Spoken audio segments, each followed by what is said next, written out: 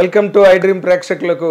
This A special event for I dream in fact because ఇప్పుడు interview చేయబోతున్న ఈ icon of Indian cinema 50 ఏళ్ల నట జీవితం, అందులో ఎన్నో మైలురాళ్ళు, జైత్రయాత్రలు, కొన్ని వైఫల్యాలు, జీవితం అంతా కూడా సినిమా పండగలా నడిచిన ది గ్రేటెస్ట్ యాక్ట్రెస్ మన సహజ నటి, బోల్డ్ అండ్ బ్యూటిఫుల్ జయసుధ గారు ఇప్పుడు మనతో పాటు ఇంటర్వ్యూలో పాల్గొనబోతున్నారు. Most welcome. నమస్తే madam.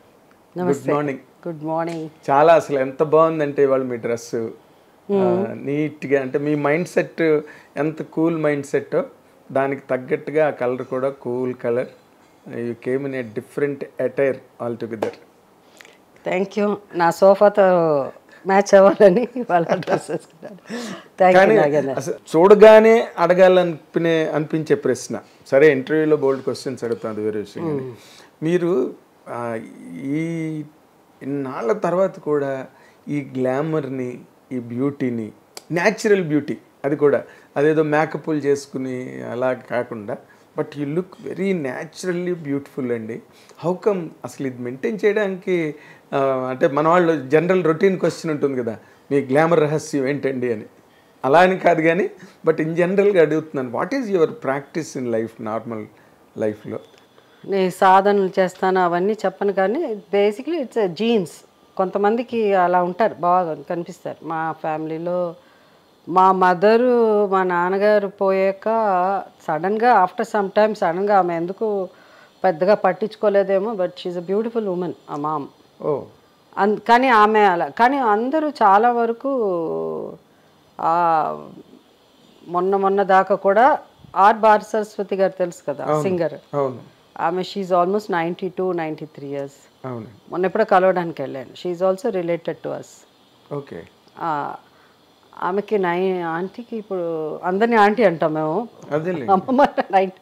So I think 92 or 93, 94 తెలియదు నాకు. More than 90, 90+. అయినా ఫేస్ ఇప్పుడు అంత బాగుంది, ప్లెజెంట్గా ఉంటారు, ప్లెజెంట్గా. ఆమెకి ఏదో ఏజ్ పరంగా ఏదో 1-2 హెల్త్ ఇష్యూస్ ఏదో వచ్చింది కదా, పెద్ద మేజర్ కూడా కాదు అది, మర్చిపోతూ ఉంటారు అలాంటి తప్ప.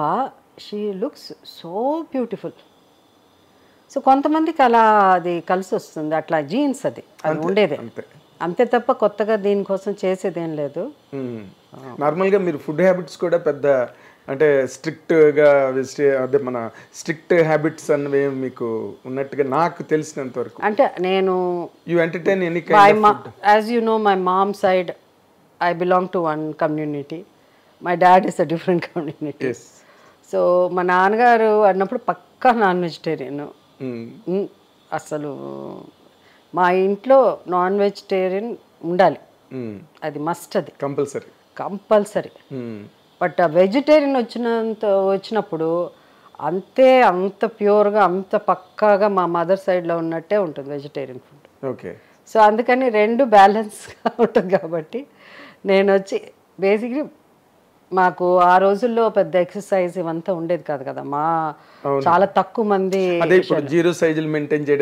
మెయింటైన్. అంటే మేము సావ్ అయిపోతే కష్టం. చాలా సినిమాల్లో నా బేసిక్లీ నేను అంత సన్నగా ఉండే, నేను కొంచెం బొద్దుగా అంటారు కదా, అలా ఉంటాను, నేను హెల్దీగా కనిపిస్తాను.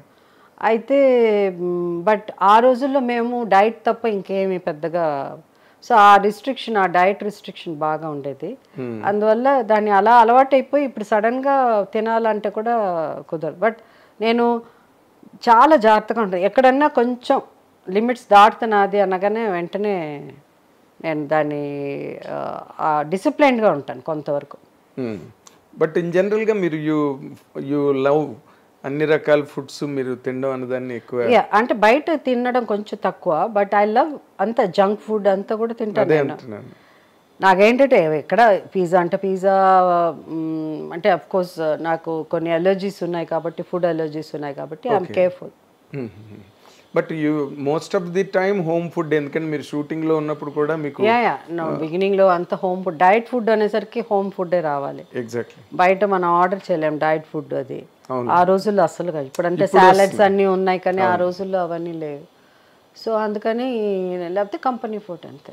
ఒక రోజు ఎక్కువ తింటే 2 రోజులు తినము, అలా ఉంటుంది. అంటే మామూలుగా మీరు మీ రన్ ఆఫ్ ది కెరీర్లో కూడా మీరు అదే బాగా బల్జ్ అయిపోయినట్టు కానీ లేకపోతే ఓవర్ వెయిట్ అయిపోయిన సందర్భాలు ఎప్పుడు ఉంది అంటే ఇంకా స్క్రీన్ మన బయట కనిపించే దానికంటే స్క్రీన్ మీద ఇంకా ఎక్కువ కనిపిస్తారు. సో మనం లావుగా ఉంటే స్క్రీన్ మీద చాలా లావుగా ఉన్నట్టు కనిపిస్తాం. ఉండింది ఒక 2-3 పిక్చర్లు ఉన్నాయి. ఒక సినిమా నాగేశ్వరరావుతో చేసింది, నాగేశ్వరరావు గారు పిల్ల జమీందార్, రేపుల రాముడిని అని ఒక పాట ఉంది. పిల్ల జమీందార్ ఆ పాటలో మాత్రం మీరు చాలా హెవీగా కనిపిస్తారు సాంగ్ లో. పిల్ల జమీందార్ ఒకటి, తర్వాత ఇంకొకటి ఏంటంటే నేను సుమన్ గారును కృష్ణరాజు గారు చేసాం. ఓకే, బావమరిది దాంట్లో కూడా చాలా లావుగా ఉంటాం. అవును.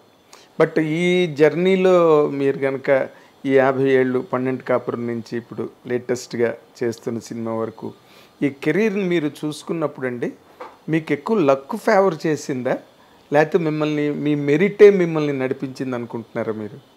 ఐ థింక్ డెఫినెట్గా దాన్ని లక్ అనొచ్చు, డెస్టినీ అనొచ్చు. అది మెరిట్ అన్నది ఇది రెండు కలిసి వస్తేనే జరుగుతుంది. ఎందుకంటే మనకంటే గొప్పగా నటించే నటులు ఎంతోమంది ఉన్నారు కదా.